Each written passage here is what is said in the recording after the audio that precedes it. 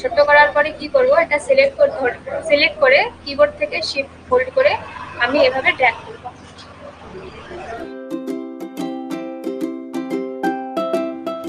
আজকে আমাদের টপিকটা কি হচ্ছে, ট্রিক্স অফ এমএস পেন্ট। ঠিক আছে, এমএস পেন্টের মধ্যে কিভাবে আমরা এরকম ড্রয়িং আঁকতে পারি, ঠিক আছে, এটা একটা ট্রিক্স দিয়ে দেখাবো।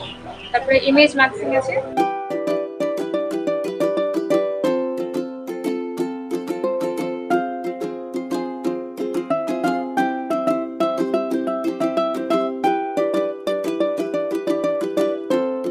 ফার্স্ট একটা কোনো শেপ দিয়ে কিভাবে ড্র্যাগ করতে হবে ওটা একটু দেখো। এখানে দেখো একটা হার্ট শেপ আছে, ঠিক আছে। হার্ট শেপটা আমি সাইজটা একটু পাতলা করে নিচ্ছি, পাতলা করে এখানে একটা হার্ট শেপ ড্র করে নিলাম, ঠিক আছে। কালারটা তোমরা যে ইচ্ছার মতো দিতে পারো, ঠিক আছে।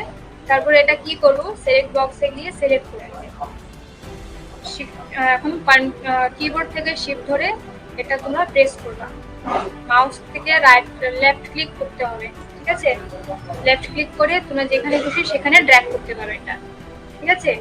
এটা বুঝতে পারলাম। এখন নেক্সট আরেকটা দেখাচ্ছি, সেম টু সেম। এটা যদি তোমরা স্মাইল ড্র করতে চাও সেম ভাবে, কিন্তু ওর আউটলাইনটা পাতলা নিতে হবে, ঠিক আছে। এটা আমি ব্ল্যাক করবো, আউটলাইনটা ব্ল্যাক থাকবে। আর এখানে একটা স্মাইলের চোখটা বানিয়ে নিচ্ছি এভাবে। কালারটা ব্ল্যাক দিয়ে দিচ্ছি, করে একটা কালার দিয়ে দিলাম, ঠিক আছে। এটা আগে সিলেক্ট করে আমি সাইজটা ছোট করে নিচ্ছি। ছোট করার পরে কি করব, এটা সিলেক্ট করে কিবোর্ড থেকে শিফট হোল্ড করে আমি এভাবে ড্র্যাগ করব, বুঝছো। এটা মনে রাখতে হবে, যদি তোমাদের এখানে সিলেকশন বক্সের মধ্যে এই ট্রান্সপারেন্টটা অন আছে তাহলে কিন্তু হবে না, ঠিক আছে। কেন হবে না দেখো, এটা যখন সিলেক্ট করবা শিফট ধরে যখন এভাবে ড্র্যাগ করবা তখন হবে না, এটা অন করে রাখতে হবে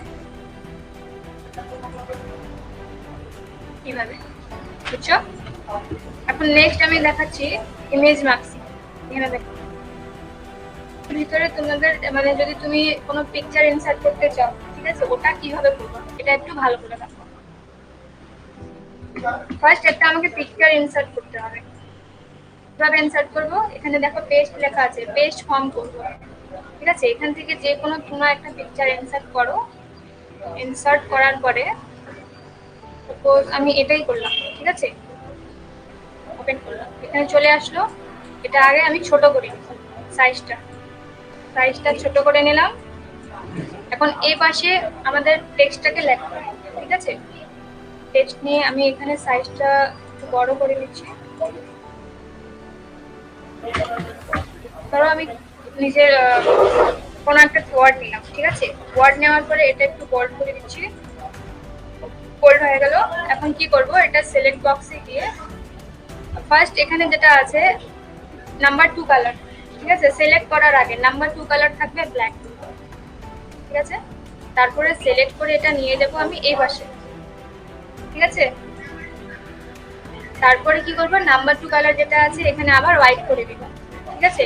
হোয়াইট করে এখানে যে সিলেকশন বক্সটা আছে না, সিলেকশন বক্সটা থেকে ইনভার্ট সিলেকশন লেখা আছে তো এখানে, এখানে ক্লিক করে কিবোর্ড থেকে ডিলিট করব, বুঝছো তো। ফার্স্ট ব্ল্যাক করে তারপরে টেক্সটটাকে নিয়ে আসতে হবে। আর ইনভার্ট সিলেকশনের আগে আবার নাম্বার 2 কালার কি করতে হবে, হোয়াইট করতে হবে, মনে থাকবে তো। এটা ছিল আমাদের কি ইমেজ মার্কিং আর একটা স্মাইলি স্ন্যাক, ঠিক আছে। আজকে তোমাদের কুইজ অফ দ্য মান্থের next question, what is the default background colour in MS paint, ঠিক আছে। এমএস পেন্টের ব্যাকগ্রাউন্ড কালার কোনটা, ডিফল্ট ব্যাকগ্রাউন্ড কালার কোনটা থাকে, yellow, aqua, blue, white. Number 2 যেটা আছে, which of the following extensions we can save in MS Paint file. MS Paint file আমরা মানে extension name কোনটা থাকে, কোনটা নাম দিয়ে সেভ করা হয়, .png, .bmp, .jpg, all of this. Next question যেটা আছে, in MS Paint which bar content option select, crop, resize and rotate, মানে select, crop, resize and rotate, ঠিক আছে। কোথায় এটা অপশনটা থাকে, ইমেজে থাকে না, টুল বক্সে থাকে না, শেপ বক্সে থাকে না, কালার বক্সে থাকে। 4th নাম্বার যেটা আছে, what is the full form of CPU? সিপিইউর ফুল ফর্মটা কি আছে? Computer processing unit, computer principal unit, central processing unit, control processing unit. চারটার মধ্যে কোনটা হবে সেটা বলতে হবে। Which of the following language does the computer understand? Computer কোনটা ভাষা বুঝতে পারে? Computer understand only C language. Computer understand only assembly language. না computer understand only binary language. না computer understand only basic language. ঠিক আছে, বেসিক ল্যাঙ্গুয়েজ। তো এই পাঁচটার মধ্যে যেটা কোশ্চেন করা হলো তোমাদের, এটার অ্যান্সার গুলো তোমাকে কমেন্ট বক্সে জানাতে হবে। আমাদের এখানে যে এই লাইভ ক্লাস গুলো দেওয়া হয় সেটার মানেটাই হচ্ছে যারা বাড়িতে বসে আমাদের ফ্রি ক্লাসগুলো দেখছি তাদের জন্য বেশিরভাগ এই ক্লাসগুলো দেওয়া হচ্ছে।